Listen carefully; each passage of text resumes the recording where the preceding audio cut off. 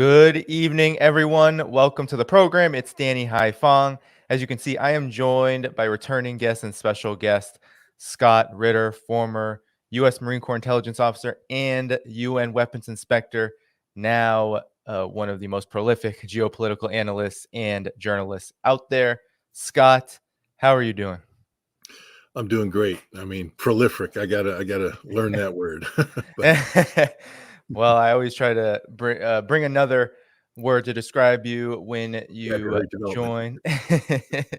um, so yeah, everyone, as you're coming into the live stream, be sure to hit the like button. Of course, you can find scottritterextra.com in the video description. You can also find all the ways to support this channel there as well, from Patreon, Substack, and much more. Don't forget to subscribe and hit the notifications bell. But we are going to get started right away because Scott's time is valuable. So, Scott, let's start with what wasn't an April Fool's joke.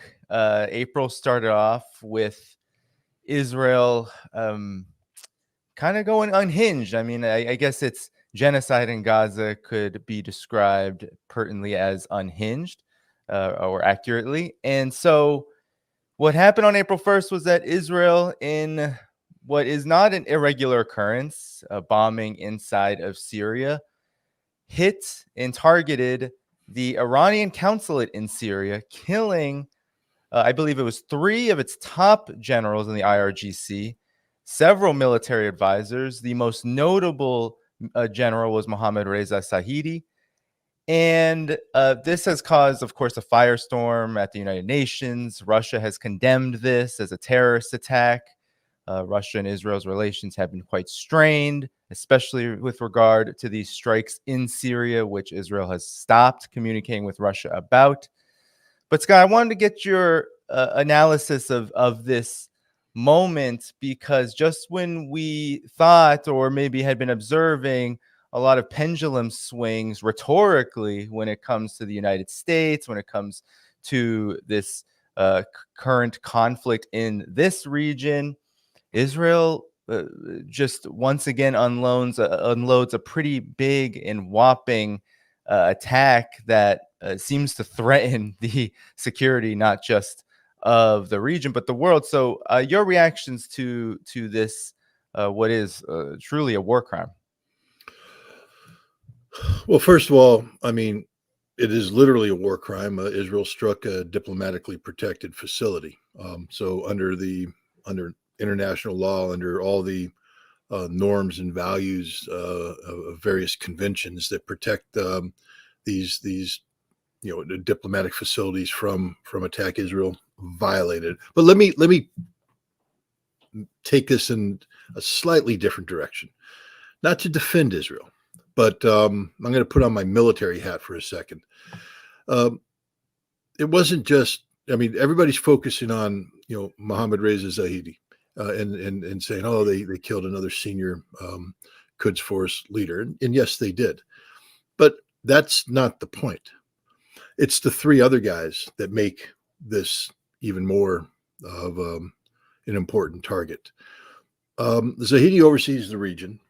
The 3 other officers that were there, the senior officers, one was responsible for Quds support for Palestine. That is, he's the guy that supplies the weapons to Hamas. The other one is the guy who oversees Quds operations in Yemen. He's the guy that supplies the Yemenis with the weapons. And the other guy was the guy that oversees Quds operations in Iraq. He supports the pro-Iranian Iraqi militias. They just launched an attack where a drone struck the Israeli port of Eilat. So now let's just sit back and say we're Israel. All right. I'm going to pretend for a second that I'm an Israeli intelligence officer. And I'm going to say, boss, we're getting the snot kicked out of us from Yemen. The Iranians have been providing weaponry up to and including perhaps new hypersonic missile capability. And the guy who oversees that is sitting in a building in Damascus right now. We know he's there. They're planning a big coordination because there's no reason to have these 4 people together under one roof. They are planning the next phase of operations, how to coordinate the supply of Hamas with the supply of Hezbollah, with the supply of Yemen, with the supply of Iraq, how to coordinate all of this. It's a giant campaign meeting. I mean, in the axis of resistance history, this is one of the more important meetings that has ever taken place, because you are in a critical struggle between the axis of resistance and Israel. And now you have the big man, and then you have the three big guys for the different regions all in one place. So we're getting whipped in Yemen. He's there. If we take him out, we disrupt that. We just intercepted a large arms shipment to Hamas coming from Iran, but for every one you get, 3 or 4 got through. Okay, so the guy that does all that, he's there too. And they just fired a drone out of Iraq that hit our port facility. That can keep coming. The guy that coordinates all that, he's there. They're all there. If there was ever a time to do something bold, this is it. This is the time. We will probably never have this opportunity again. So strike now, strike decisively, take them all out, disrupt this. The price that we'll pay will be big, but the risk is huge, but the reward unprecedented. So Israel did it. Now, when you look at it from that standpoint, it's no longer insane. It's no longer, oh, those Israelis have gone on hinge, they're off. It's a rational act where Israel weighed the risk rewards and decided, yeah, we're going to pay a price, but we're already paying a price. We're already isolated. We're already being called genocidal because we are genocidal. We don't care anymore. We are. So we are all the evil that the world makes us out to be. And here's our chance to do some significant harm to Iran. And also Israel, in looking at it, says, what will Iran do? What will Iran do? And the answer is not much. Not much. So Israel did it. Israel took the shot, and one hell of a shot it was. Now, from the Iranian perspective, I mean, look, again, I don't want to be critical of Iran, but what the hell were you thinking? Israel strikes targets in Syria all the time. And a lot of the targets they strike are Iranian targets. And the Iranian targets they strike often imply that Israel has very good intelligence. Israel has Damascus wired, 100%. Go back and look at some of the accounts that have come out. And again, I'm very bad with names, so I apologize to your audience, to you. But Mugnia, Imam Mugnia, the big, he was the guy that was involved in the attack on the American embassy or the American Marine barracks in Beirut. And he went on to be one of these big guys, and Hezbollah. Israel always had it out for him, always wanted to kill him. And there was a time when they finally got him, they're tracking him in Damascus. They have guys in the building tracking him and waiting till he's isolated before the strike comes in. I mean, Israel has Damascus wired. So why in God's name would you put, knowing this? Because the Iranians have effective counterintelligence. I have respect for them. I mean, they've reverse engineered Israeli plots all over the place. They know what Israel's capable of doing. Israel has guys operating in Tehran, throughout Iran. They got Syria. Why would you put all your eggs in one basket? What, you're protected by diplomatic immunity? Really? No. I mean, Israel just proved it don't matter. They took the shot. So I think Iran has to take a step back right now, and they have to regroup. This is a big blow. The one thing you don't want to do now is go out and kick a hornet's nest and begin a series of escalatory retaliation moves when your top leadership has been taken off. This is as if Dwight Eisenhower, Omar Bradley, George Patton, and Montgomery were caught in one place and the Germans hit them before D-Day. Do you really want to begin D-Day and all that stuff, just losing these 4 guys, or do you want to sort of find out who the replacements are, get the command structure settled down, etc.? So I don't know what Iran can do. Their best bet right now is to let Russia run interference at the United Nations, to get global condemnation of Israel, to further the strategic shaping of global, dissent towards Israel.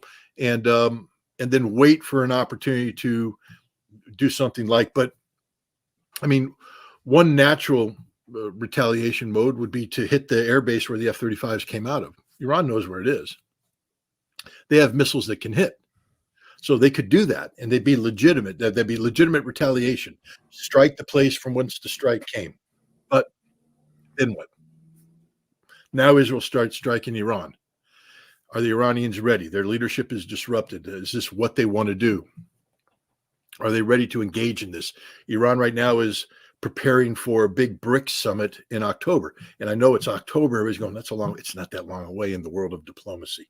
There's a lot of papers being presented. Russia's right now trying to orchestrate, the creation of institutions that, Iran's there. There's papers being exchanged about inviting in new members. And this is, a big focus for Iran. And suddenly now you want a war with Israel? I mean, so I think the Israelis knew exactly what they were doing. I think they knew why they wanted to do it. And I think they understand the limitations that are on Iran. Now, Iran could surprise everybody tomorrow and launch a massive retaliation against it. And to be honest, at this point in time, I don't know how much longer Syria and Iran can continue to absorb, this Israeli action. Israel feels no deterrence from them. There are no consequences for this. Yes, the Iranians struck a Mossad base in Erbil, killing a number of Mossad operatives operating out of Erbil. But in terms of doing something of this magnitude, I mean, you'd have to get the chief of staff of the Israeli armed forces, the head of intelligence. You'd have to get senior leaders like that together before you have something like-minded. So I think that Iran right now is in a pickle. They've got to repair this, and this, you've traveled in the Middle East. It's not, in the United States, we operate based upon position.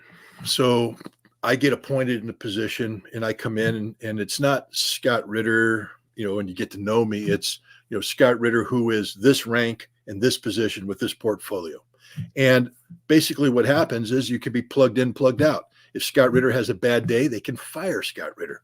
And then they can bring in, Danny Dhaiphong and plug it in. And now you're Danny Dhaiphong with this rank, this title and this portfolio, and you're falling in on agreed upon policy positions that you're going to articulate in favor of and do the job. So it's not so much personality dependent.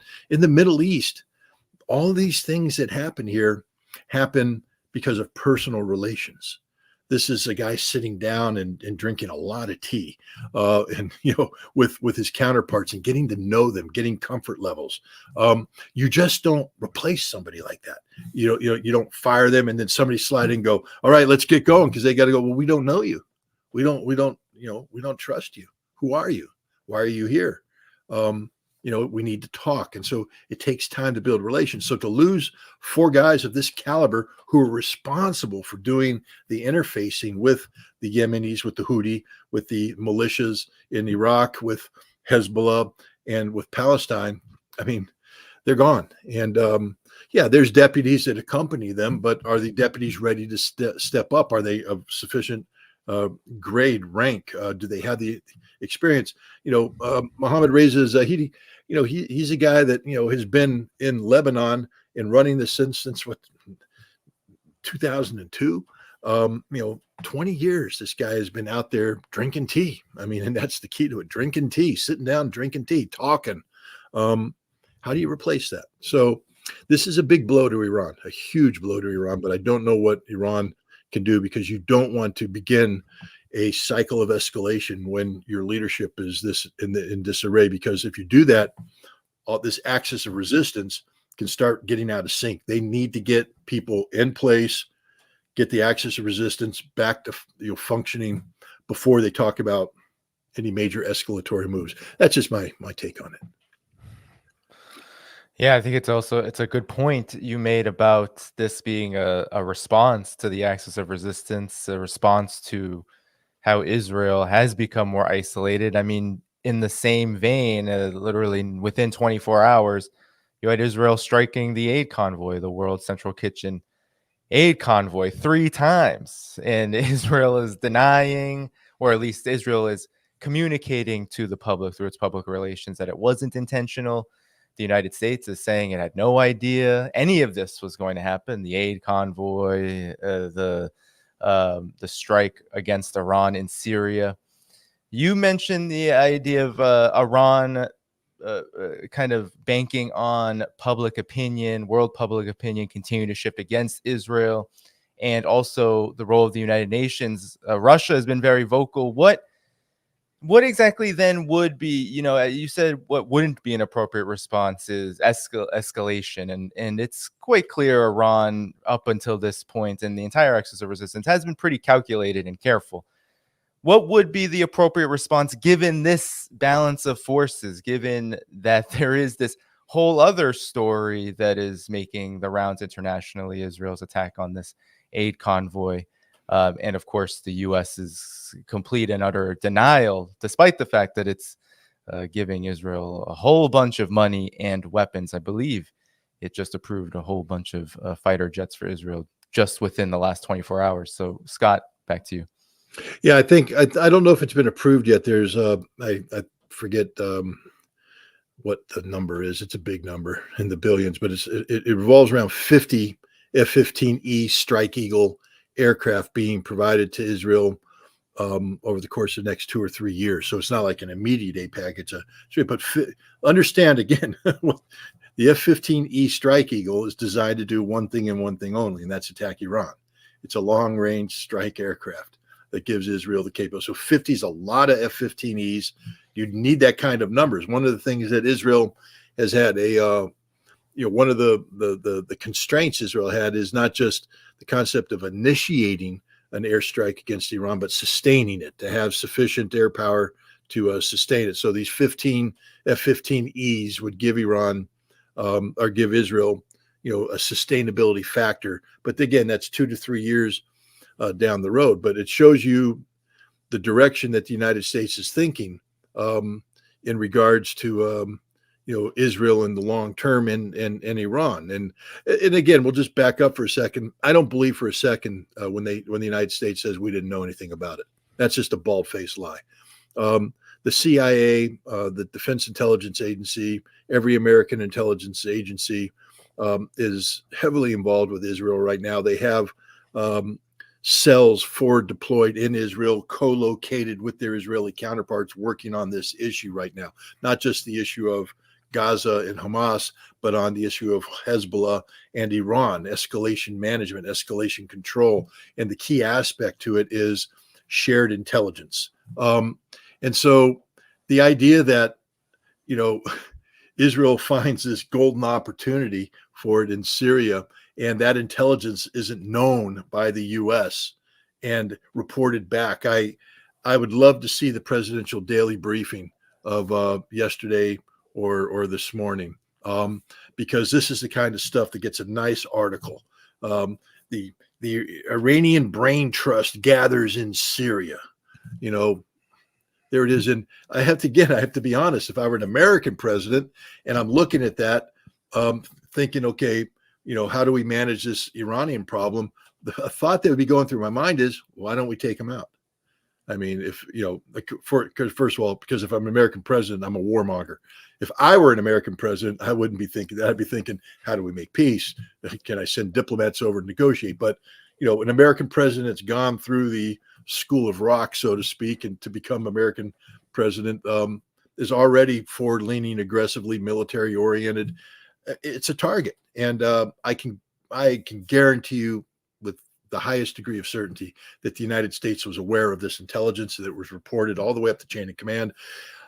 They may not have been informed of the strike the way they claim that they got the information of the strike right at the last second. That may be true, but that's just a deliberate act by Israel, to provide cover for the United States. But I can guarantee you that we knew about the intelligence, and there was an officer, of my pay grade or higher in Israel, who is a counterpart to an Israeli air planning officer because I've been working with him for the last 3 years on how to bomb Iran. I mean, I'm the guy, not me, but I'm just saying my equivalent is the guy sitting there with the Israelis saying, which targets do we strike? What aircraft do we need? What refueling capacity do we need? How do we get to the State Department to negotiate air corridors over Iraq, over Saudi Arabia? How do we do all this? How do we keep the flow of aircraft going in?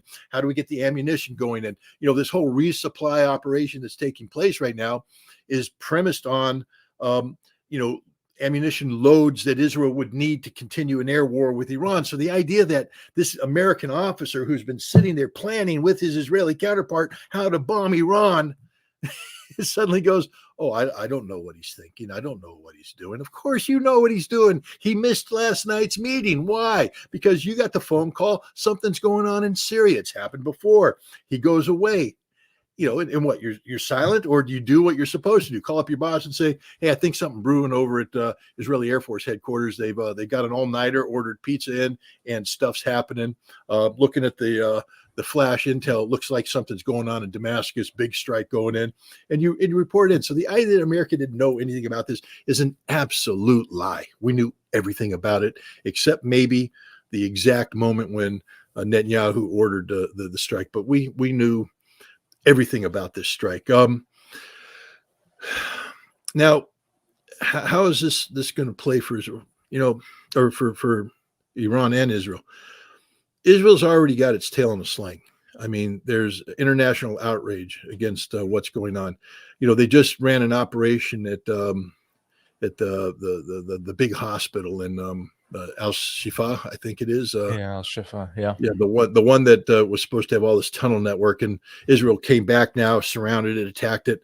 It's curious how the West spins this. So first of all, the Israeli Defense Force, not a single civilian was killed. The perfect military operation. I mean, to listen to you know, some of their senior officers, this was the equivalent of Stalingrad or D-Day. I mean, this is how significant this fight was. But then you listen to the Israeli Defense Force, and some reporting's come out in Haaretz about this. They say, don't believe the numbers about Hamas fires, because we simply drew a circle around Al Shifa and said anybody who's in it dies. If you're in it, you're considered to be Hamas. So we're going to kill you. It's automatic death. We don't mess around. We kill you and we count you as Hamas. So when Israel starts throwing out body counts, you know, these are heavily inflated accounts. And then Israel also misrepresents, you know, responsibilities. A security officer for the hospital is called a senior Hamas, you know, regional coordinator. I'm not saying that Hamas can't dual hat. I'm not saying that Israel is wrong, but I mean, you know, they need to do better. We know that the Israelis just make stuff up. They haven't been honest about any aspect of this operation. And they went into the hospital and committed mass murder and butchery. They executed some numbers was 147 guys got executed. I mean, it's a big number. There's just the kind of stuff that in and of itself would normally be headline generating global condemnation, but it's just become so run of the mill. I mean, we're at the point now in the global community where, you know, yeah, everybody's on the side of Palestine, but I mean, when these atrocities are thrown in front of you day after day after day, there's just this exhaustion level that comes up. And it's the same thing with these aid workers. These aren't the first aid workers that Israel killed, and they won't be the last aid workers Israel killed. These ones are different because they were nice people, had high profile videos. They're foreigners.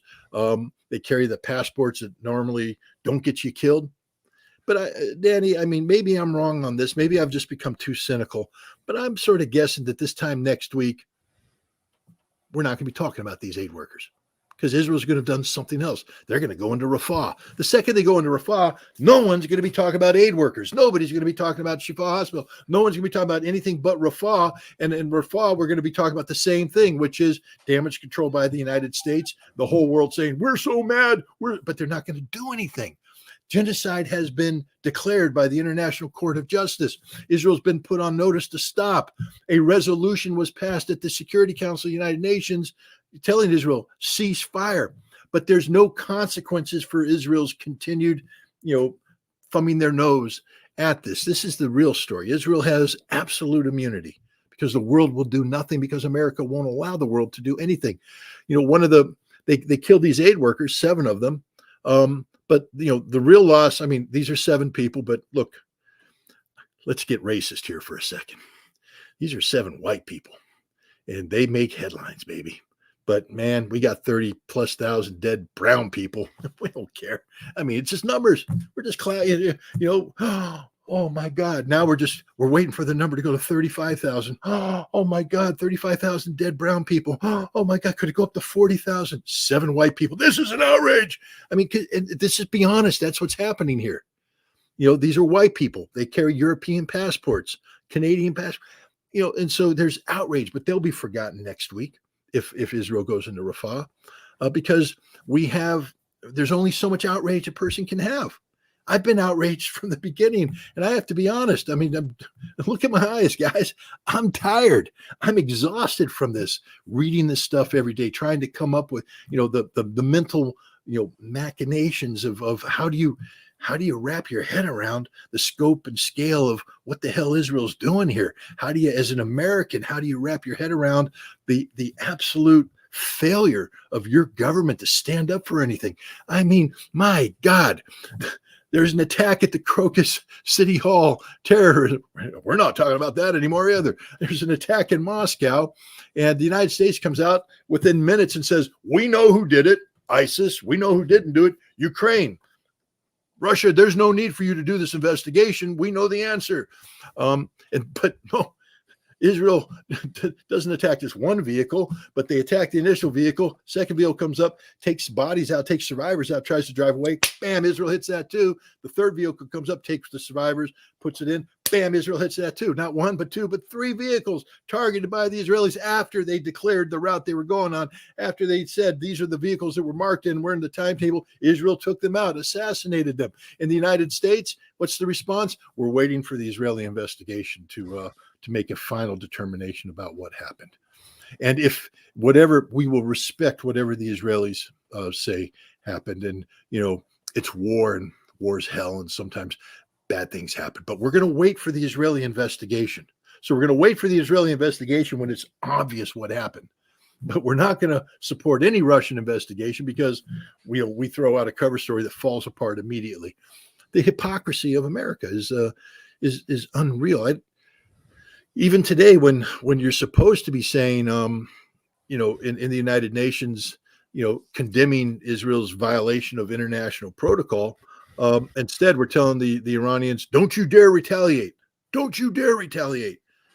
I mean, God, I just think that the world has become exhausted by the Palestinian issue. And the sad thing is, I think that means that we're really not going to do anything collectively to stop what's happening. And this is going to become more of a big picture strategic thing. I do think that Israel's made a fatal error here. That when the final book is written on what Israel did, I'm going to move in just a little closer. I think my camera, all my moving around, getting emotional. And, you got a little. There you go. So there, I got to reset my camera there because even I was getting blurry eyed. But I was like, wait a minute, the camera was getting exhausted. Yeah, I moved it around too fast. I got to slow down. But but my point is, I think we're at a stage right now where we can't rely on outrage anymore, because it's every day is just more outrage. We have to take a long-term approach to this, which is Israel has discredited itself as a nation, and we need to continue to isolate Israel on the international stage, put pressure, and it's working. Look, Benjamin Netanyahu gave a very impassioned speech the other day where he acknowledged we're standing alone. I mean, there's almost panic in his voice. He recognizes, the consequences of what's happened. And he's also has to start to come to grips with the fact that, Israel is becoming an issue for American presidential politics. That's something that Israel doesn't normally have to worry about. Israel normally has both parties locked up. I mean, all you have to do is go to the annual AIPAC meeting that takes place, in the spring and time period, and you see, it's Republicans and Democrats just pushing each other aside to see who can get up on the stage and be most ass kissing for Israel. And so Israel has never had this problem where, what they're doing now is impacting the presidential campaign, because if Joe Biden continues to stand by and do nothing while Israel commits atrocity after atrocity after atrocity, he's probably going to lose the election, because there are critical swing states, Michigan, Wisconsin, where you have populations that are saying, we're done. We're not doing this. We can't support him because of what happened here. Now, he loses those people, given the razor thin margins that he won those states by in 2020. He's going to lose those swing states. And then, Donald Trump is the president of the United States. And so Joe Biden knows this. And so, we have a situation where the United States will probably begin to put more and more pressure on Israel in the long term. And so, we're just in this very strange new reality where Israel is being condemned globally, uniformly. The United States is starting to drop support. So now we come back to me putting on my Iranian hat, and I'm advising Khomeini. And you've got all the hotheads saying, got to bomb, got to retaliate. And I'd say, sir, eventually we do. We have to establish deterrence. We have to make sure that Israel understands that if they attack us at this nature, that there will be a retaliation. But maybe not. Maybe now is not the time to do it, because strategically speaking, Israel just further isolated itself. Now, if we don't retaliate, the debate in the United Nations will be clean. It'll be solely about Israel's violation of diplomatic norms and standards, international law. And this will further isolate Israel in the eyes of the world. And that's our strategic objective. We're going to rebuild. We're going to continue to put the pressure on. The Israeli economy is collapsing. Hamas has told us not to panic, that they got this under control. So I don't think we need to go around shaking this up too much right now. This is actually unfolding to our strategic advantage. Yes, we took a big hit today. We lost 4 extraordinarily influential and important people, but we can replace them. What we might not be able to do is rebuild a global coalition that we've assembled if we allow ourselves to get involved in a cycle of escalation that leads to a general war between Iran and Israel, because at that point in time, no one will ever talk about Hamas in Palestine again. And this is what Israel wants. Benjamin Netanyahu right now is desperate. You heard it in his voice as he gave that speech. This is a desperate man.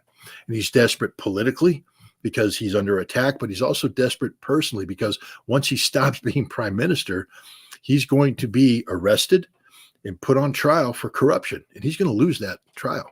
And not only that, he's going to be held accountable by a nation that blames him for everything that's happened here. So he needs to pull a miracle out of the hat, so to speak. And he can only do that by being the savior of Israel, not just about defeating Hamas, but solving the Hezbollah issue, solving the Iran issue. And this is the direction he's trying to take Israel right now, into a general war with Hezbollah and Iran, under the assumption, and it's not a wrong assumption, that if he can get Iran to attack Israel, the United States will have to join him. And then it's over. And then it's over for Palestine. It's over for Hamas. It might even be over for Hezbollah in terms of the world. It'll become this big global confrontation that's going to be about, global energy security. It's going to be about the flow of oil. Whole different conversation. And you'll see dead people pile up in numbers that will make the horrible sacrifice of the Palestinians pale in significance. So, that's what the Israeli strategy is right now, is to basically have this thing explode in a way that doesn't look like Israel is to blame. They can blame it on Iran, and the United States will be compelled to support. The U.S. doesn't want to. We've been saying we don't want to, we don't want to, we don't want to. But there's no way a president, especially in an election year, can allow Iran to attack Israel and get involved in an existential level conflict and sit back and go, it's Israel's fault.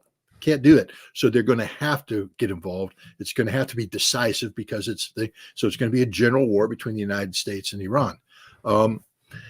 And if I'm advising the Iranian president, I'm going to say, we don't want that. Right now, we're winning. We're winning this argument. We're winning this debate. We don't want this to turn into something else. And so I think that's the direction that they're heading.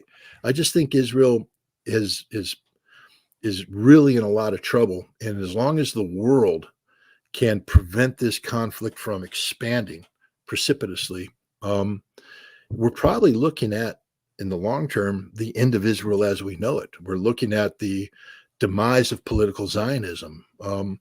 If Benjamin Netanyahu is compelled to resign, he's under a lot of pressure, tens of thousands in the street demanding his resignation. Chuck Schumer said Israel will be better off without him. If Netanyahu resigns, something big just happened in Israeli courts too. The Israeli court just came out and ruled against the yeshivas continuing Talmudic studies that provide some sort of a safe haven for Orthodox Jews so they don't have to go into the IDF. And the court said, nope, they got to all join. If that happens and Netanyahu doesn't stop it, the far right-wing parties that have rallied around Netanyahu are going to drop out of that coalition, and then it's done. He's out of power. So Netanyahu is under a lot of pressure. And if that looks like that's going to happen, I think you're going to see him striking more and more targets, picking a fight with Hezbollah, picking a fight with Iran, because he knows that if he just focuses on domestic politics, his government's going to collapse. So he has to distract all of Israel and say, I'm a wartime president. We have big fights. I've been warning you for decades about the Iranian threat. I've been warning you about Hezbollah. We have to strike. And, that's very dangerous situation right now. Very, very dangerous situation. So if I were advising the Iranians, I would be saying, don't do anything right now. Talk, say things, don't do anything, because let Netanyahu collapse, let him go away. And then you're going to then the problem starts solving itself, because now Israel is going to become caught up in this domestic crisis. Remember how many times it took, how many elections they had before they finally got a stable governing coalition, this fanatic neo-Nazi Zionist coalition. It's the only one that could have been assembled. Those political divisions in your Israel haven't gone away. There's going to be a whole bunch of recrimination coming out. If Benjamin Netanyahu goes away, and I believe he will, you're going to see Israel. Remember, there was a period of time leading up to this election that the Israeli president said Israel's on the cusp of a civil war. A civil war. All those underlying tensions haven't gone away. So if I'm an Iranian, I'd say we need Netanyahu unplugged, thrown to the side, and then we need to sit back and let Israel consume itself politically.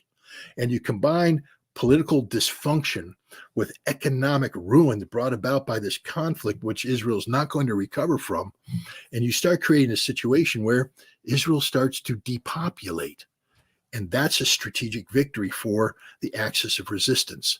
To watch Israel become such a dysfunctional entity that hundreds of thousands of Israelis start to flee and leave Israel, because it's no longer the land of milk and honey. And when the United States starts putting the pressure on Israel that they have to solve, because there will be discussion about a Palestinian state, but you can't really have a discussion until you solve the West Bank settler issue.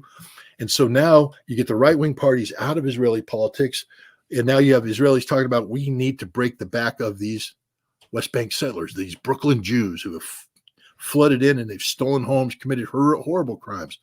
You have to break their back. And when you do that, they flee and others flee. And you suddenly see an Israeli population go from, 9 million down to 6 million, down to 4 million. And then the demographic issue kicks in, and we're not talking about a two-state solution anymore. We're talking about a one-state solution. For an Iranian, that's what you want. That's the direction you want all of this stuff to go into. So let it play out. But unfortunately, that's the fancy way of saying stand by and let more Palestinians die, because that's what's going to happen. They're going to die in large numbers. Quickly, Scott, before we move on, I wanted to ask you about, you mentioned Al-Shifa, the fighting, the crimes that Israel was committing there. However, you as you were talking about Israel's strategic defeat.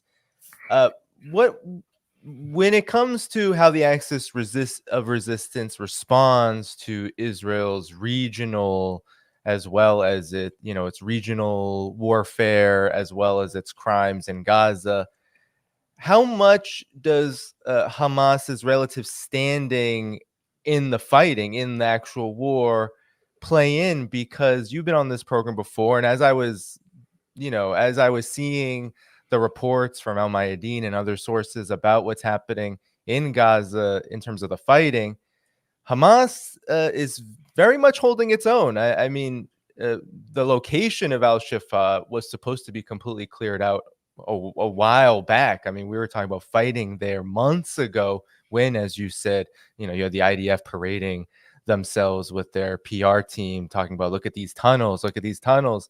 That was supposed to be the end of that. The bombing has been just absolutely horrid in that part of Gaza, but yet Hamas is fighting, standing, and in many ways is just not going away. There's no indication that they are going to submit or be defeated. So, Scott, your brief reaction to how much does Hamas, as well as the other Palestinian resistance groups and their fighting, play into how the axis of resistance responds to Israel's overall incursion and warfare?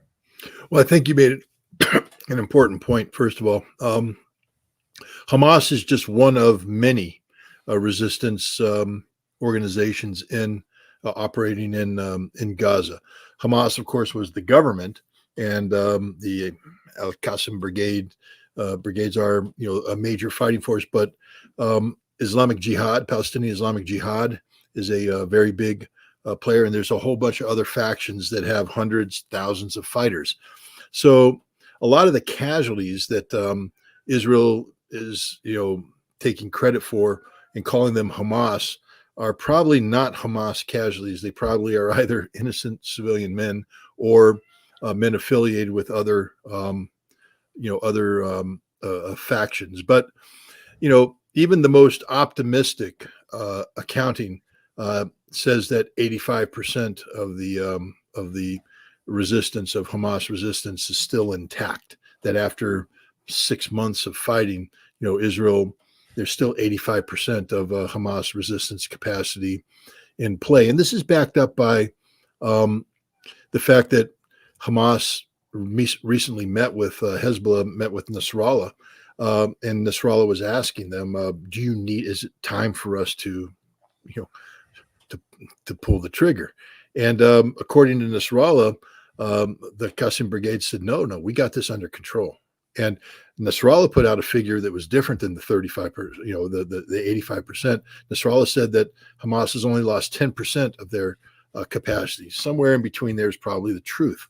But the point is, Israel hasn't defeated Hamas, and the Israeli Defense Forces acknowledge this. You see this in Israeli reporting, where they say we haven't defeated Hamas. Hamas is still there, and you see this in the news reporting. There was a battle fought in northern Gaza just yesterday, and when you read about it, it said that Israeli forces advanced into this neighborhood, but were compelled to retreat back to their starting position because of the heavy Hamas resistance. Wait a minute, I thought you told me that Hamas has been eradicated in northern Gaza, and yet you can't go into a piece of ground and occupy it because Hamas is resisting to a degree that compelled you to retreat. So this isn't just one or two guys popping up with rocket propelled grenades. This is organized resistance, which shows command and control, logistics, communication, Hamas still functioning. So Israel's a long way away from defeating Hamas, and I don't think Israel has the capability of defeating Hamas. And the same thing, they haven't occupied Shifa Hospital. They've withdrawn. They went in, they committed whatever they committed. I call it an atrocity. I call it murder. They call it the most effective military operation in the history of warfare. They got their result, but now they've left, and Hamas will come back and will reoccupy that territory. Gaza can't be occupied by Israel, and until 6 months, you got 15% of Hamas. When you want to go 6 more months, so you get 30%. Then another year, and you can say 60%. But now you still have 40% to go. I see this isn't going to last 6 more months. This isn't going to last a year because of the international situation. Now, My wife always tells me, don't read the comments, but you've seen my eyes. I've been going over reading the comments. And a lot of people critical. They're like, Scott, that's the stupid, most dumbest advice you could give to the Iranians, that we need to retaliate. You guys don't know what you're talking about, with all due respect, to be honest. Because I just told you that Israel's not winning the fight. So what do you want to do to change that outcome? Why do you want to expand the conflict so Israel's defeat in Hamas becomes irrelevant? Okay, the whole idea here, the whole reason why Hamas launched October 7th was not to create a regional war involving Hezbollah or Iran. The whole purpose was to create the conditions for the creation of a Palestinian state. That's it, straight up. And that's happening. Hamas's plan is unfolding. If you look at everything Hamas said they wanted to accomplish, they're accomplishing that. Everything Israel said they don't want to do, they're going to be compelled to do. A ceasefire, a hostage exchange. This is things that are going to happen because Israel can't continue this fight. So why do you want to have the Iranians come in and shake all that up? I mean, I respect everybody's position, but I'm just telling you, you're dumber than dirt. Look, guys, I've been doing this an awful long time. I've provided a lot of advice to a lot of people who are very senior. And I think that this advice would be good advice because it takes into account the strategic realities. You can't get bogged down in revenge. You can't get bogged down in tactics and operations. You have to pull back and think strategically and what you're trying to accomplish. The strategic objective of Hamas is a Palestinian state. A Palestinian state right now is on the table. People are talking about it in ways that they haven't been talking about it ever. And it's there. And that discussion will continue to evolve the more Israel finds itself in a strategic bind. But if you turn this into, I'll just give you an example, and just again, people, please reflect on this. On October 6th, nobody was talking about the Palestinian people. I know Richard Medhurst wears, Danny Dhaiphong does. There's some people out there, but none of the big players in the world, Danny, no offense, but it wasn't on the president of the United States table. It wasn't on any of the tables of the big players out there. Saudi Arabia could care less. They were ready to go into this, India, Middle East economic corridor. So was Jordan, the UAE. Everybody's talking about normalization of relations with Israel, which means that you had to embrace the Abrams Accord, which was about endorsing West Bank settlements, which broke the back and the viability of any Palestinian opportunity. So if anybody was talking about a Palestinian state, it was a lie. We support a Palestinian state, but you don't, because you support the Abrams Accord, you support the partitioning of the West Bank, the continued expansion of settlements, and the normalization of relations with Israel. Israel, which when they talk about these expansive economic factors, are talking about from the river to the sea. We're not allowed to say that if we articulate in support of Palestine, but if you're on the side of Israel, you can say that. Likud makes it part of their formal mission statement. But Israel has been talking about greater Israel, no Palestine, boom. And that's the direction this was heading. This was heading to the Palestine was done. So now it's on the table. The best way to finish that and kill it and put a stake through the heart of this is to change the discussion to global energy security. Because you want to know what are going to make people stop going in the streets demonstrating for the Palestinian people?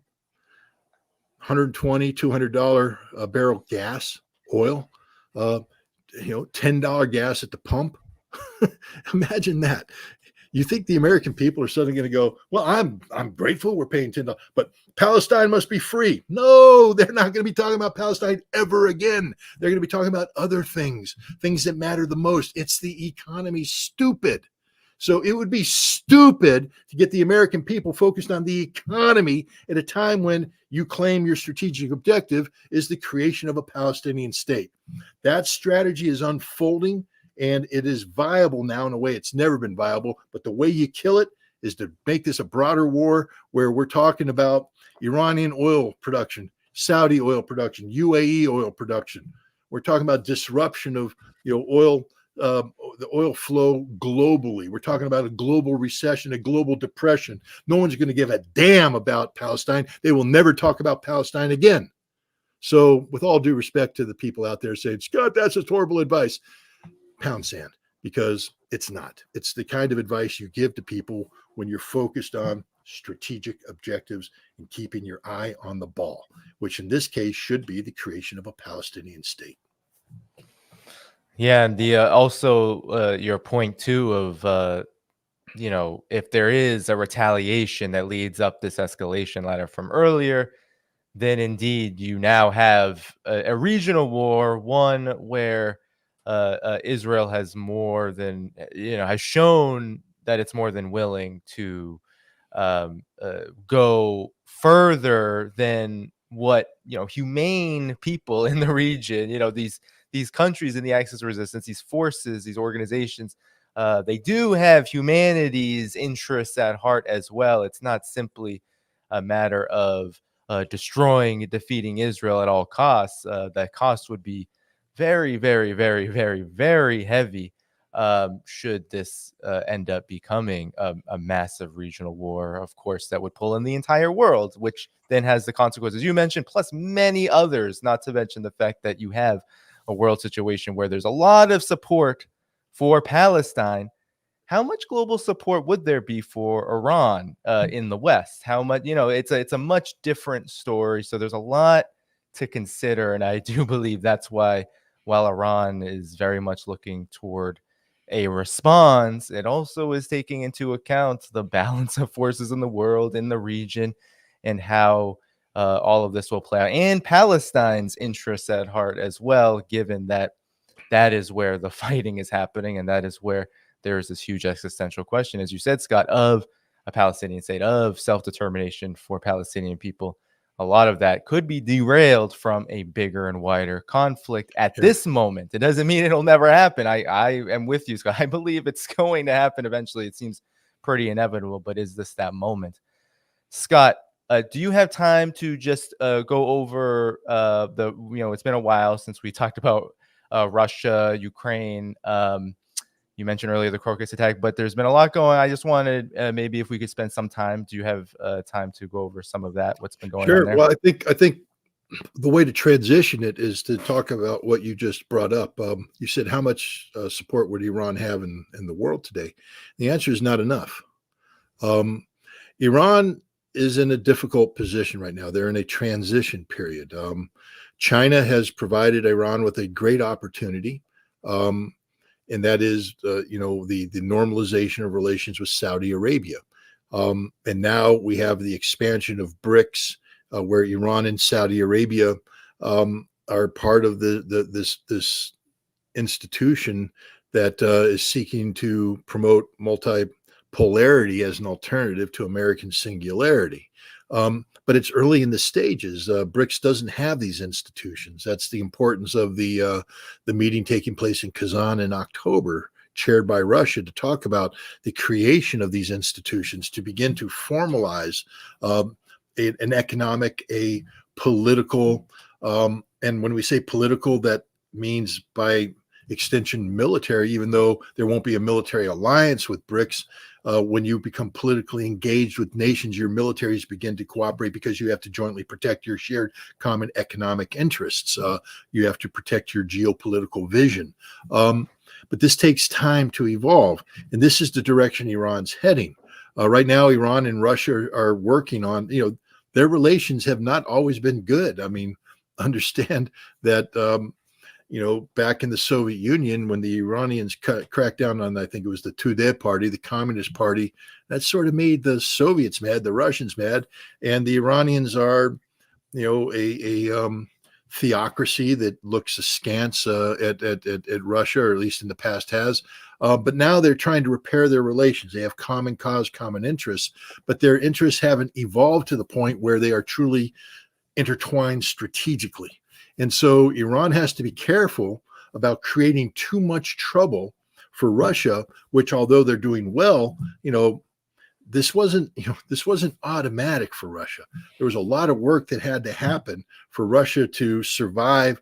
Now, what was the 16th round of sanctions coming up this month? Vladimir Putin himself has acknowledged that in the late summer, early fall of 2022, he didn't know which direction the Russian economy was going. That's why he was hesitating on, do I mobilize? What do I do? How do I respond to, NATO and the United States with this new lend-lease, billions of dollars flowing into Ukraine. How do I respond? I can't overreact in terms of mobilization because the economy may not be able to sustain the workforce being reduced in such a dramatic fashion at a time when I'm trying to increase defense production. And then it turned out that things were okay, that the economy didn't shrink 25%, it shrank 3%. And then it looked like they were going to expand, and they're growing now. So Russia's in a comfortable place, but it doesn't mean that they're out of the woods yet. They're still, they're still out there chopping trees. Nothing's taken for granted. And so now you have the Russians playing this game where they're trying to build economic ties with China, with India, with the global South, with Iran, with everybody. But they have these relationships haven't had a chance to mature. We're talking just, some cases, this new reality that's only 2 years old. It hasn't matured yet. It hasn't built the roots necessary to hold firm. And so if Iran gets involved in this crazy escalation that leads to a general war that has Russia say, God, if we go all in with Iran, our economy could collapse. We haven't solved this Ukraine problem yet. No, we're not doing it. We're not doing it. We're not going to, we'll jettison Iran as opposed to bringing down the entire ship. I'm not saying that's I'm not saying that's what Russia would do. I'm just saying that has to be a discussion that would be had in Russia and everywhere else. And so, the Russians right now this is again one of the great advantages of Russia, and their emphasis on diplomacy. And so I think you're going to see the Russians arguing for diplomacy, which is another reason why I don't think the Iranians are going to do something precipitous in terms of retaliation, because I think the Russians are telling them too, guys, we're not there. We've got everything, all our ducks lined up so we can finish this Ukrainian thing, and it's looking pretty good for us this summer, etc. You go off and get involved in a global conflict that causes a diversion of resources, a disruption of the economy that we need to sustain to be able to get victory, and they can become problematic for us. So let's not go that route. Let's calm down, take the hit. We'll work our way, we'll get to where you can retaliate. We'll find an appropriate form of retaliation that doesn't lead to escalation. But, Russia's on the right track right now, and they don't need anything to throw them off that track. And so now I've hopefully successfully transitioned into Russia. Yeah. Yeah. Well, indeed. I mean, I think that's exactly right. Russia is indeed on the right track, but just like with the entire multipolar world, it is still even the biggest of the leaders. Russia and China are still in their own stages of development. They're still working out their own issues. They're trying to prosper in their own right, and that's why they promote in such a united fashion international law, stability and peace. And so it would make a lot of sense for Iran as well to take that in consideration, given that the partnerships between all of those three countries in particular, Iran, Russia, China, are huge, especially in the economic realm. But when it comes to Russia, I wanted to ask you, Scott, you had some choice words for Antony Blinken. He was in France. He is, or at least he's traveling at the moment. Recently spoke in France. This comes as you said, Russia's doing quite well right now in Ukraine. I believe Sergei Shoigu just reported out of Russia's defense ministry. He said that 80,000 Ukrainian troops have been deposed of since the beginning of this year. And meanwhile, you have Antony Blinken talking about how strong NATO is. I'll play this and then I'll read what you had to say and just get your response to what exactly is happening right now for Russia in this conflict. You mentioned the Crocus attack, the investigation that's ongoing. There's been a lot that's been going on, so maybe you can give an update, but let's listen to Antony Blinken first. In Ukraine. It's weaker militarily, it's weaker economically, it's weaker diplomatically. Ukraine is more united than ever before. Europe has taken itself off of the dependence on Russian energy, and our NATO alliance is both stronger and now bigger in Ukraine. It's weaker militarily. So There was that, and then Scott said George Orwell couldn't craft a finer example of doublespeak. Jerry Seinfeld likely would have had a hard time squeezing more opposites into an episode of Opposite Day. But this isn't fiction or comedy. This is the U.S. Secretary of State spouting delusional nonsense at a moment when clear-eyed realism is demanded. So, Scott, this comes amid the Crocus attack that occurred in Moscow, horrific terrorist attack you mentioned earlier. Investigations ongoing. Russia is demanding that the intelligence chief in Ukraine basically be given up, because not just about this Crocus attack, which Russia believes Ukraine was heavily involved in, but also because of all of the attacks that Ukraine has committed on Russian soil, the terrorist attacks, Belgorod and many other places. Scott, what's going on in this conflict right now that we need to know? Well, first of all, let's just go to Blinken for a second. I mean, everything he said is just the polar opposite of reality. Russia's stronger militarily today, right now, than they have been at any time in recent history. The Russian military is not only growing, it's well trained, and it's not just well trained in basic military knowledge. It's well trained in the most relevant combat derived experience. And we're talking about modern large scale combat, the kind of combat that Russia would be facing if they had to take on NATO. Russia is, besides Ukraine, Russia is the only other military that has this kind of firsthand experience. Drone warfare, it's revolutionary. Russia has integrated drone warfare into every aspect of what it's doing. NATO hasn't. So the idea that Russia, and then the other thing they have to understand too is that Russia, stress tests their mobilization, and it's not just the 300,000 that were mobilized, but the fact that 1,500 Russians volunteer every day to serve in the special military operations. So these volunteers are received by the respective military districts, processed through the centers, given their equipment, given their training, organized into units, and then sent to the special military operation. This system had a lot of rust on it when Russia originally tried to do that.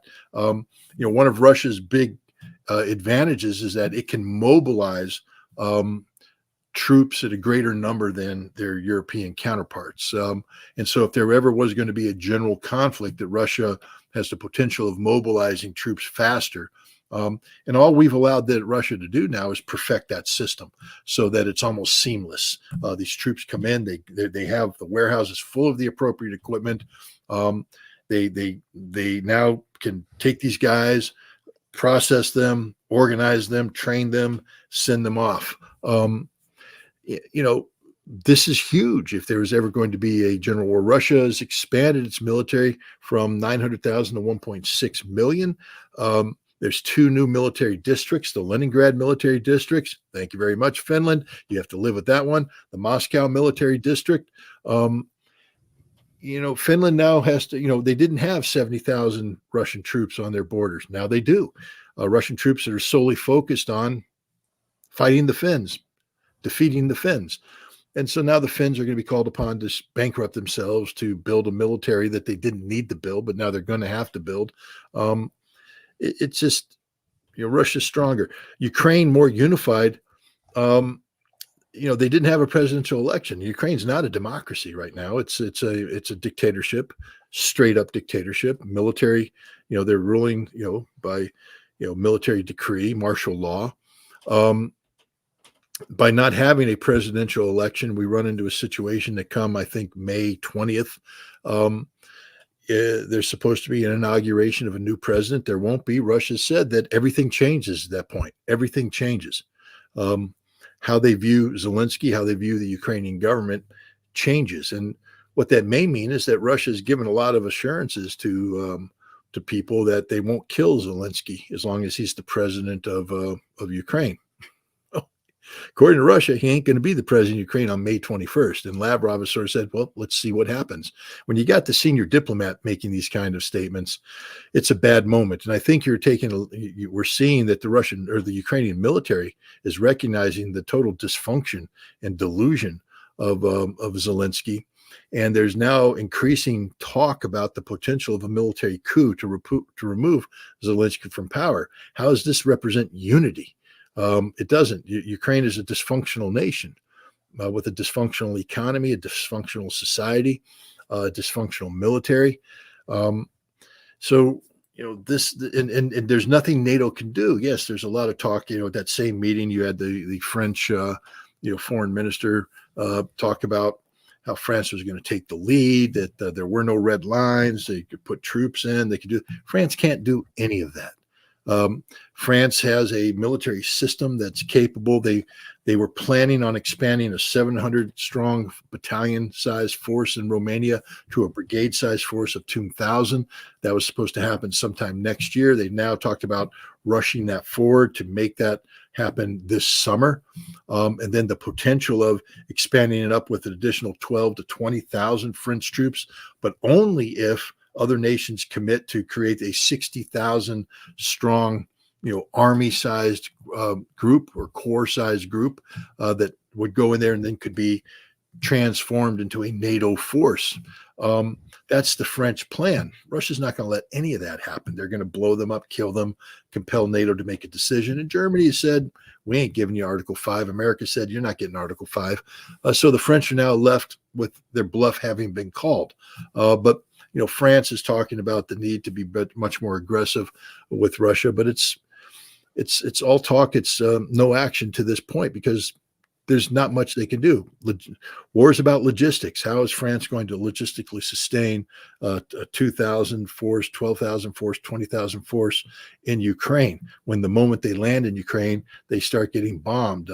They don't have depots in there. Now, if they start supplying them from depots outside of Ukraine, and that logistical support turns into operational support, meaning aircraft are flying combat sorties from air bases in Romania. Those bases now get attacked, and now we have an expansion of the conflict, which the United States doesn't want.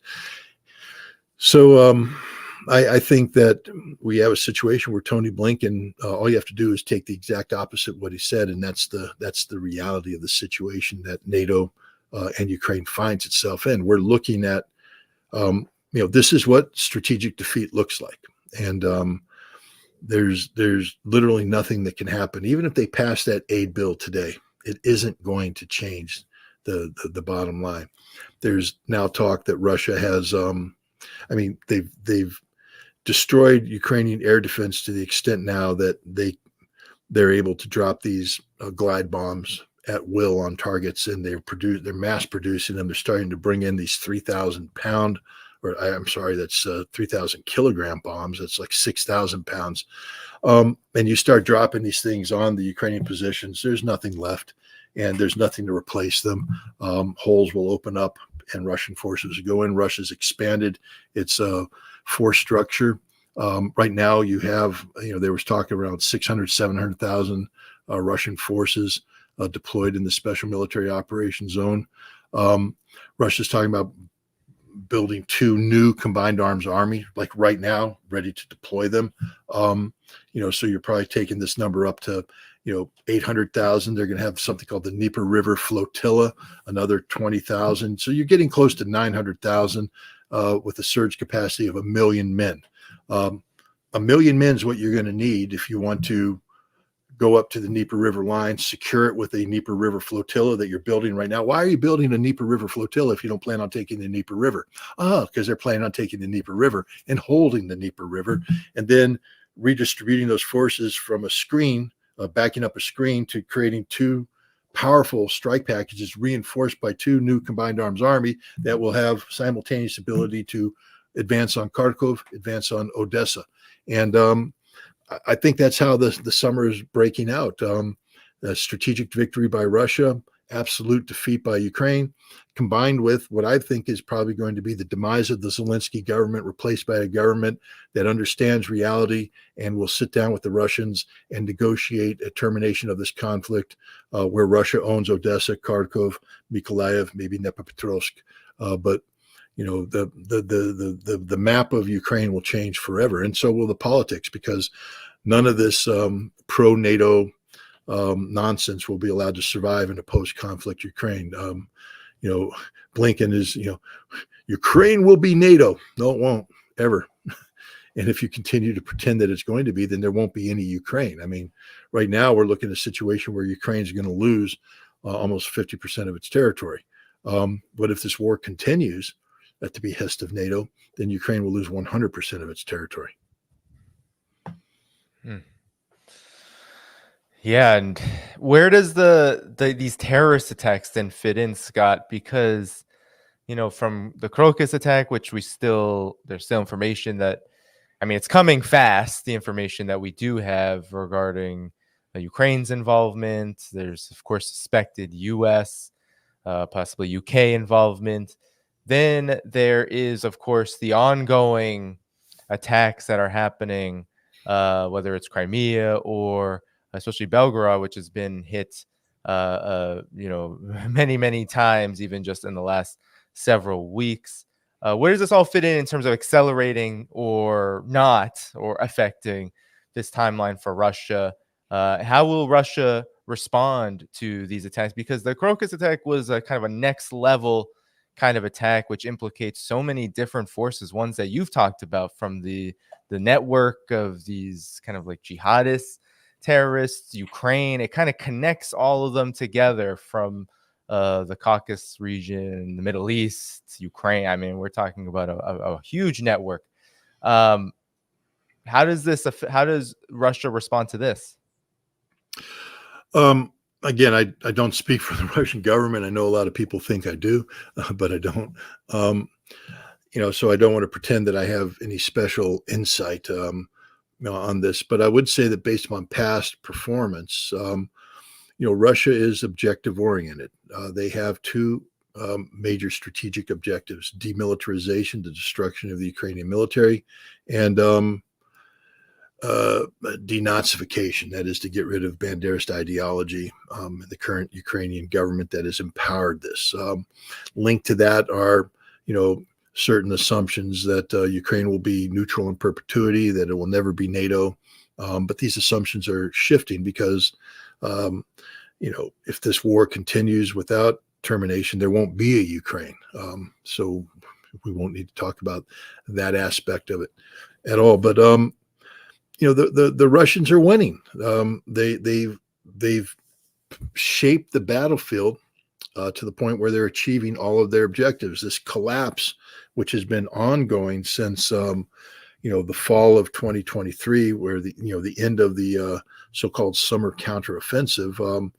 What we saw there was Russia turned the corner on the war of attrition and had achieved the moment when every day that followed, Ukraine got weaker and Russia got stronger, and that this balance will never change. Russia's getting stronger every day, Ukraine's getting weaker every day, and that will eventually lead to loss of total combat cohesiveness, collapse, etc. So that's the direction Russia's going. Ukraine knows this. Ukraine's desperate right now. This is why the French president is talking about sending in, French troops to replace some of the Ukrainian troops that are securing, for instance, the border with Belarus, so that French troops are there. They're not in direct combat with Russians, but those troops that are there can now be brought down to plug the holes that are developing on the front lines. Ukraine's out of manpower. The other thing, Ukraine now, this was never, and this is, I think we have to look at this again strategically. This was never about Ukraine winning the war against Russia in terms of defeating the Russian military on the field of battle. This was never going to happen. Nobody really believed that this could happen because Russia's just too big, too powerful. But what they were hoping could happen is that Ukraine could inflict so much damage on the Russians, so much loss, that Russia was compelled to mobilize, compelled to radically change defense industry to respond, and in doing so, create domestic unrest, political unrest, which, when linked to the ever hopeful West on sanctioning the Russian economy into oblivion. So if you have economic collapse combined with social distress, The strategic objective has always been to achieve the Moscow Maidan moment, a moment when the citizens of Russia would gather together, as what happened in Maidan in 2014, to overthrow the president. And so that's Ukraine's hope, is that, basically their job isn't to win right now, it's to survive long enough to create the conditions for a Moscow Maidan moment. And now we take a look at the Crocus terrorism. The purpose of the Crocus City Hall terrorist attack, was to disrupt the Russian presidential elections. These attacks were originally planned to take place on March 9th, when Shaman, a very well-known Russian pop singer, patriotic singer, was giving a concert there. Several high-profile Russian officials are going to be in attendance, and so if they could launch the attack there, you could undermine confidence in Vladimir Putin, undermine confidence in the Russian state, and that would hopefully be reflected in polling numbers, where you get low voter turnout, maybe reduced numbers of support for Vladimir Putin. Because even though it was inevitable that Putin was going to win, one of the things that Vladimir Putin needed from this was a mandate for change, a mandate for decisive action. Because again, remember, he was hesitating in 2022 because he didn't know where the political wind was. He didn't know if Russia was capable of doing the steps necessary to stabilize the front line. So he was nervous. Now there's no doubt in his mind. The Russian people are solidly behind him. 77% of the eligible voters participated in this election. 88% of them voted for him. So he has the solid support of the Russian people. And so he can move forward decisively. So now you're the Ukrainians, and you take a look at this and you say, damn, what do we do? Well, they fall back. Remember, the Ukrainians aren't operating alone. The Ukrainians are operating from a playbook that's been written by the United States and British intelligence dating back to Cold War times. There was a guy, Richard Pipes. He was a Harvard scholar, and he was advising the Reagan administration during the 1980s on initiating actions that would cause the Soviet Union to break up from within, to empower national resistance, national awakening, especially in Central Asia. It was linked to a policy that began with Zbigniew Brzezinski, national security advisor to Jimmy Carter. I mean, a lot of people may not be familiar with this, but he got the Carter administration to support Islamic fundamentalists in Afghanistan for the purpose of triggering a Soviet response to create the conditions for what he called a Soviet Vietnam in Afghanistan. And so, this was part of the policy, was to create this Islamic nationalist movement in Afghanistan that would get the Soviet Union mired in, and then have that expand through the Central Asian republics of the Soviet Union and create the conditions for the breakup of the Soviet Union. This was always a strategic plan. The CIA has always had people looking at that. And so now when you look at Russia today, one of the problems that Russia has is it's like what's happened in the United States, uncontrolled immigration.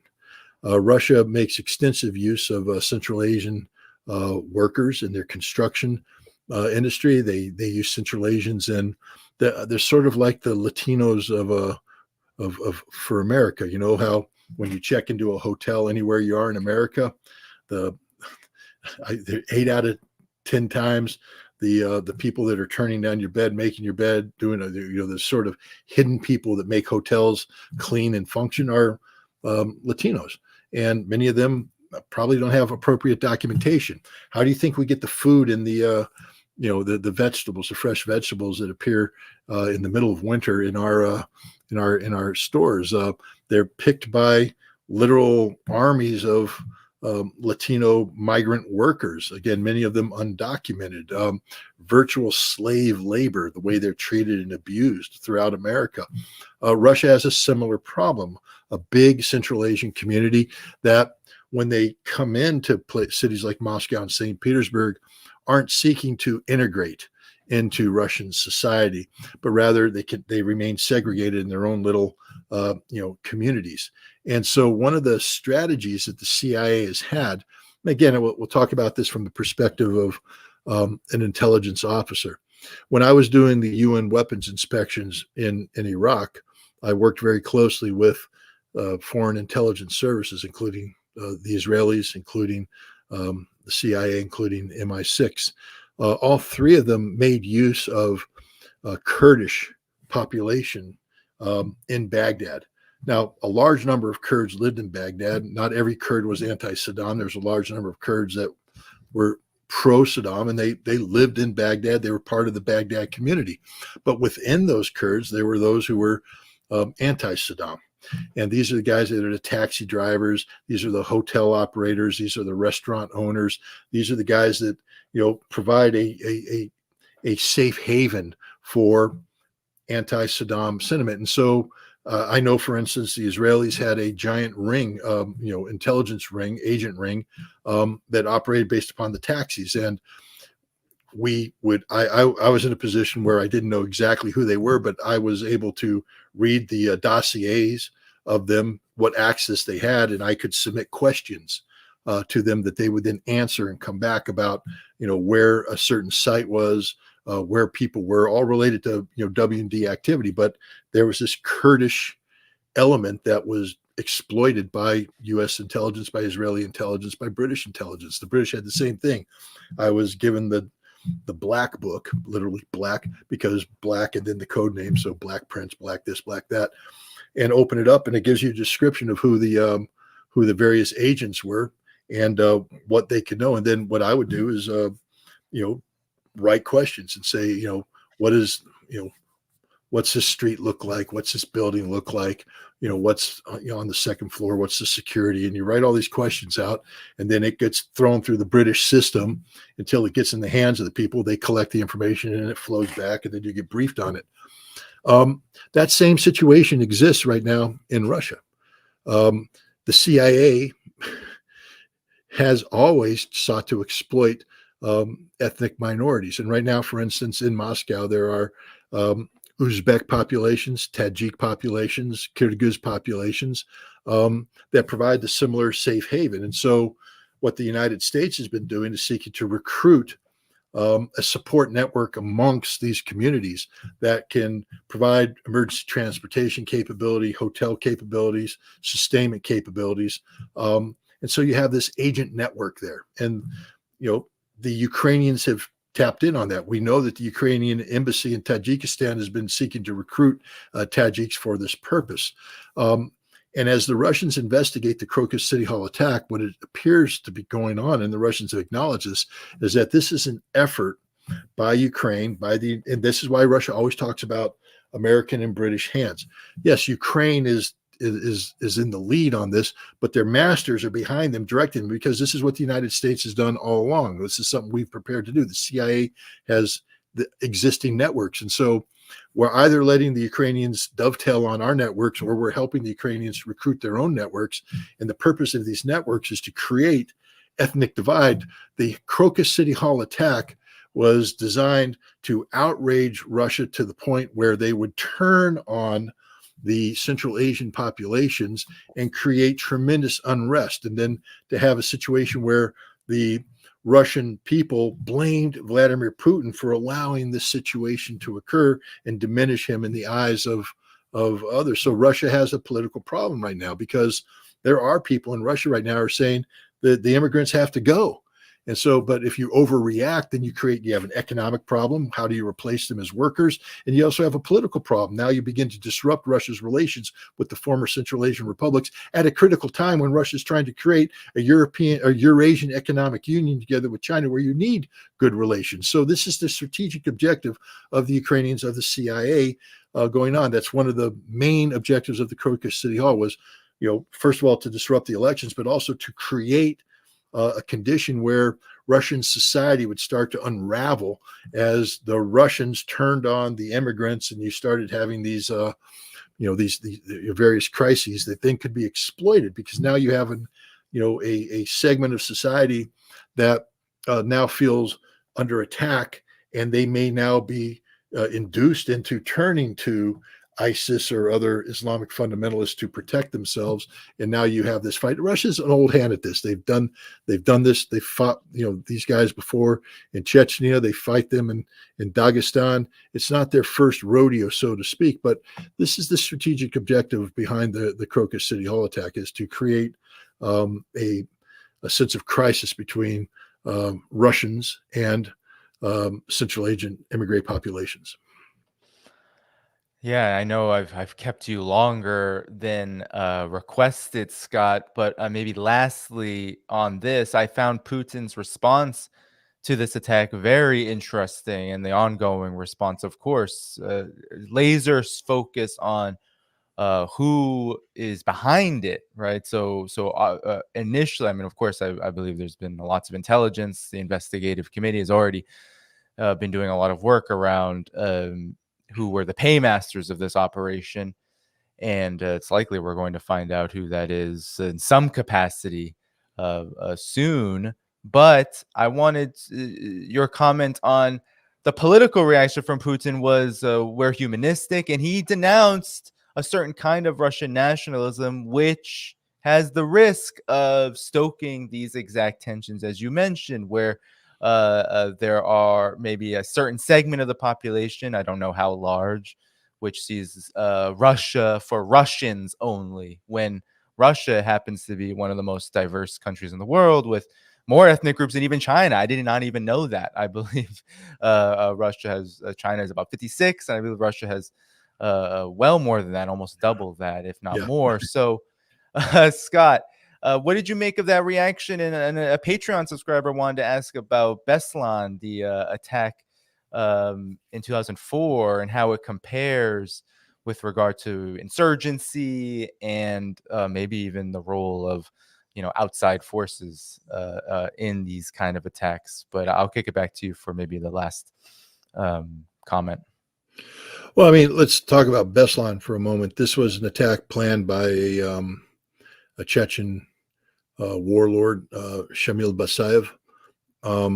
It was a horrible attack. It was launched against a school. If you know anything about the former Soviet Union or Russia, the first, I can't remember exactly the date, but there's a day in September where all the kids go to school and they dress up, they bring roses. There's a big ceremony. They present their teacher the roses, and it's just a day of welcoming the children to school.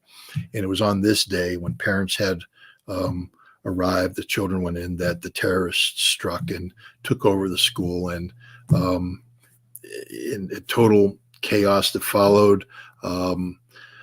Missed opportunities on the part of the security forces, lack of communication. Violence started, got out of control, and tragically, hundreds of children lost their lives. One of the great, it's in Russian history. It's seared into the minds of everybody. But this was in the middle of the Chechen conflict, when Vladimir Putin was working very hard with Ahmad Kadyrov, the president of Chechnya, to bring an end to this conflict.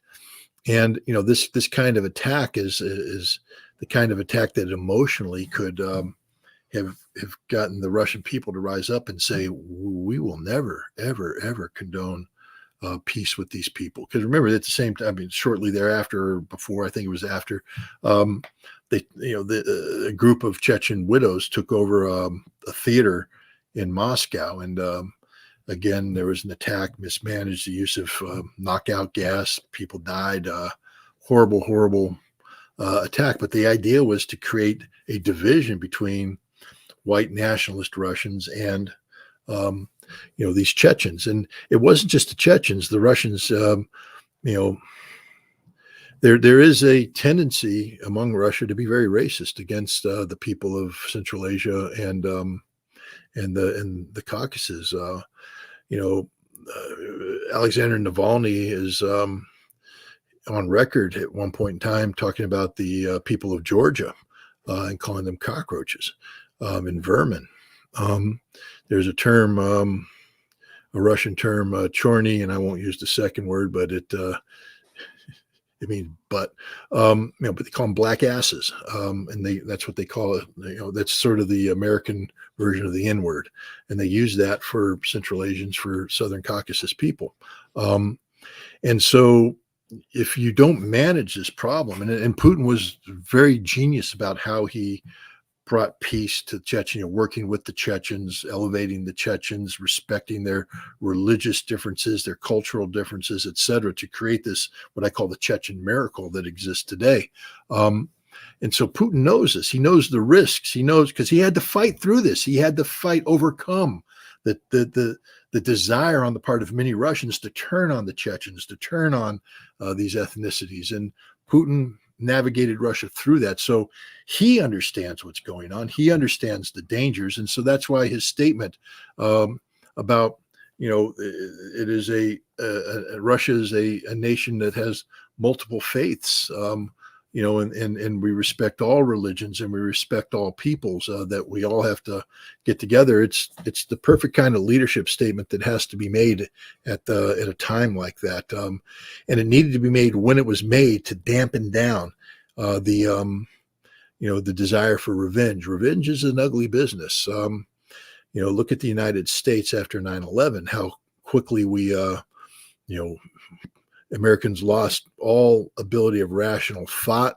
All we wanted to do is to attack. The president felt the political pressure.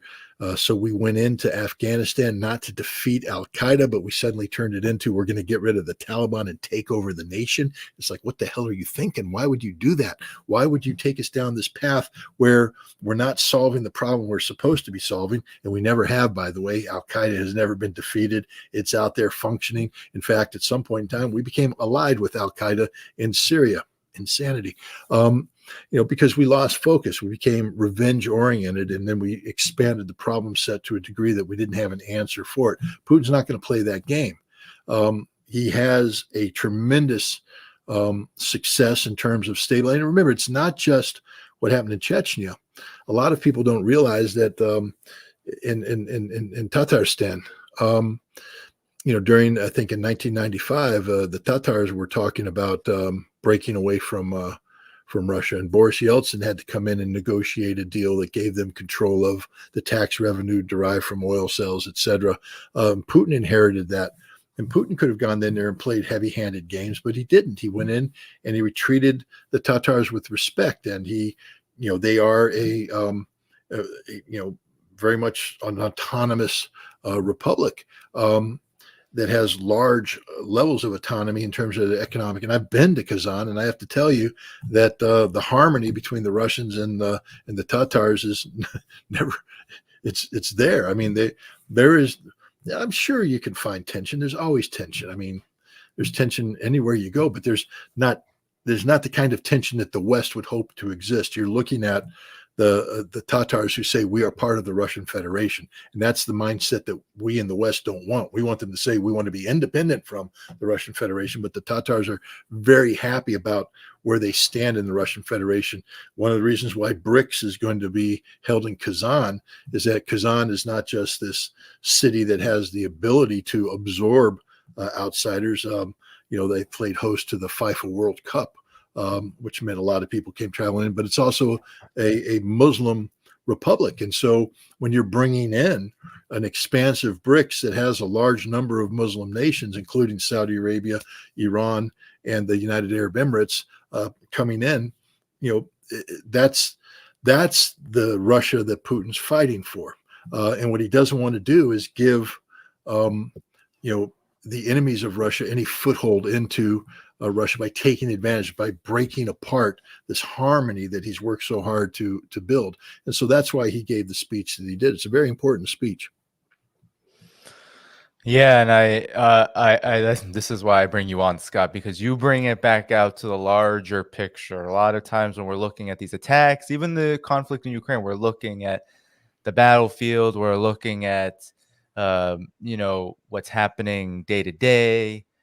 But this larger picture of what benefits Russia's larger strategic vision, as well as the political and economic direction that Russia's on in this multipolar world, is always a factor, and it makes a lot of sense that this division. I mean, this to me feels like exactly like the image that the Wolfowitz doctrine had for Russia. This idea of dividing up, carving up Russia, similar to how the United States and NATO wanted to divide up the entire world, especially in the post-Soviet period, when it believed it had everything. That's my Kazan hat. That's my Tatar hat. Give it to me. And you're on your way, Scott. Any final comments before we head out of here?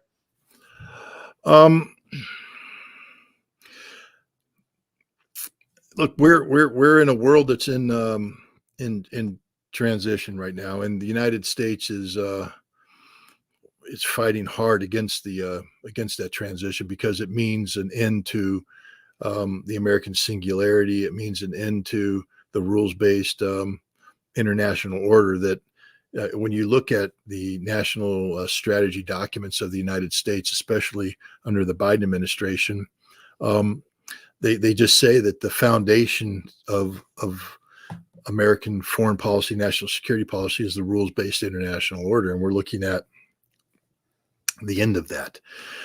And the Biden administration is starting to understand that reality. But, we have an America that's in a state of crisis right now, political crisis. Neither option is a good option right now. It's America is going to be in trouble no matter who wins at the polls. We have the fact that the Biden administration is totally dysfunctional. A president who, even on his best day, no one can articulate that he is in control of, absolute control of his faculties. He is of diminished capacity, and you never want a president, especially during such a difficult transformation, to have reduced mental capacities and physical capacities. Being the president is a physically demanding job, and you need a president who can wake up in the morning ready to rock and work all day. Not a president has to sleep in late, get up, be coddled, maybe be given some supplements that allow him to function more, and then he gets exhausted because supplements create additional metabolism that exhausts you further. Now you have to go to bed early. So you have a president who can't fill that role. Then the question is, who's filling that role? And when you have a vice president like Kamala Harris that is nobody likes, who's running the government? And to be honest, we can't answer that question. We don't know who's running the government, and we're supposed to be a democracy, and yet we don't know who's really pulling the strings. If it's a national security advisor, understand that that person wasn't elected and they weren't confirmed by the U.S. Senate. They're basically an unelected person handpicked by the president. That's not a democracy. And then we have his potential replacement, Donald Trump, whose big selling point is chaos. I mean, on the one hand, I'm sort of, like, wow, would he really come in and purge the Washington, D.C. establishment the way he claims he wants to? And what would the consequences be? Because I'm somebody who believes that what we have is fundamentally broken. And so purging it and replacing it might be an interesting exercise, but it's a destabilizing exercise at a time when what America really needs right now more than anything is stability, economic stability, political stability, geopolitical stability.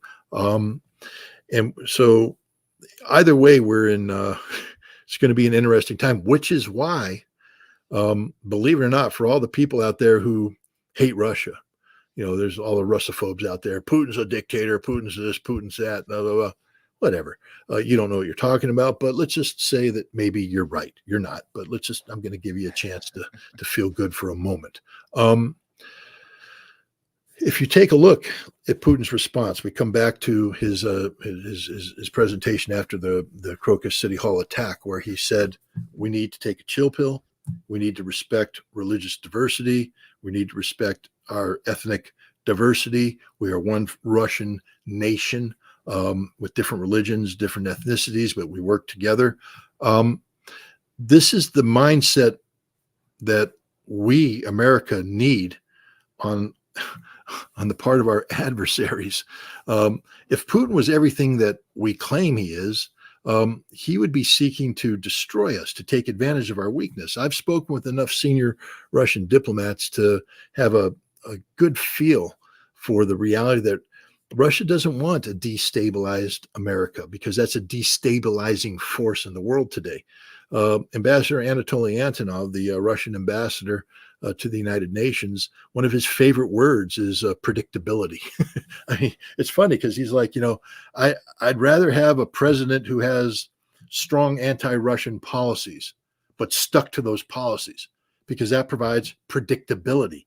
That allows me as an ambassador, as a foreign policy practitioner, to, understand where the United States is going and how to formulate policies to deal with this. What he doesn't want is somebody comes in who pretends to be to friends with Russia, but is really doing this. It's unpredictable. It's exhausting. You don't know what to do. So Russia's not in the business of promoting the destabilization of America. We are in the business of promoting the destabilization of Russia. Thank goodness we have failed. But Russia's not in the business of promoting either the destabilization of Europe or America. So when we take a look at this as Americans, please take comfort in knowing that as bad as it's going to get in America, Russia and China are not in the business of exploiting this, because they don't want a destabilized America. They want America to get its act together. Again, I can't speak for the Chinese directly, but you've dealt with them. The Chinese would prefer, I believe, a predictable America, an America that says, this is who we are, this is what we do, this is what we stand for. And China would go, all right, now that, and we're against that, but now we know where you're at, we can create policies that are designed to deal with this reality and then begin to try and win you over into normalized relations with China. But having an America that's vacillating all over the place, that because of domestic political crises is going to create artificial global crises to distract away from domestic problems at home, but those crises aren't found in anything real. The Chinese are going, why are you doing this? It's not about anything we're doing. It's all about what's happening in America, and we can't control that. So you have a situation where America's, chaos translates into global chaos, but the Chinese and the Russians can't deal with that because the root cause isn't anything they're doing. It's what's going on in America. They don't need that. They don't want that. They don't desire that. So the good news is out there that these nations that we condemn, these nations that we spit on, are actually our best hope for survival in the long term, because they aren't going to exploit our weaknesses, our mistakes, and they will be there to help us stabilize, because they need a stable America. They need it. We're too big. You've heard that term when it comes to banks, too big to fail. America's too big to fail in the world. The world can't survive without America. I know there's all the American haters out there. Oh, we don't need America. Try living without America. Just think about it. That's what I tell Americans about China. Try living without China. Just imagine a world without China right now. You can't, because it's there. It's a reality. Well, the Chinese understand that about America. You can't imagine a world without America. America's there. It's everywhere. And so we're too big to fail. But we can still cause a lot of chaos as we thrash around. They want a stable America.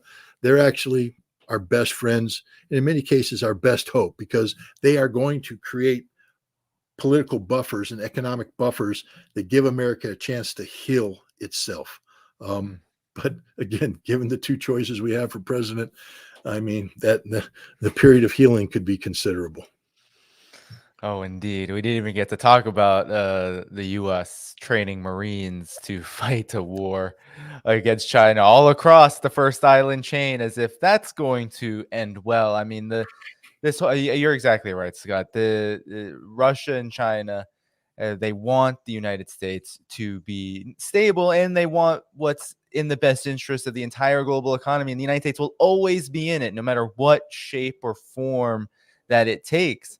Of course, Russia and China would prefer the shape and form of the United States to be one that is friendly, that respects international law, that cooperates rather than militarizes, cooperates rather than preparing for or waging war. It would rather a United States that is a partner in this larger world order that is emerging, that's unstoppable. I mean, it's inside. There's not going to be a hegemonic world order, one that is dominated unipolar in terms of unipolarity, in terms of the United States. That's not going to be the future. It already is looking like it's the past. So Russia and China, of course, are not, they don't want war. War is coming to them. And Scott, you put it very, I think, couldn't have said it better myself. So Scott, thanks so much for joining. Just a couple quick announcements before we both go. Tomorrow I'm back, and not too long from now, about 15 hours, I'll be on with Mark Sloboda. You can find that on the YouTube channel, 1 p.m. Eastern time, April 3rd. I just put it in the chat. So everyone, come by 1 p.m. Eastern time on this channel. Of course, find Scott Ritter's work in the video description at scottritterextra.com. And you can find all the ways to support this channel as well in the video description. Without further ado, we are out. Thanks so much again, Scott. And we will be back on tomorrow at 1 p.m. with Mark. Bye-bye.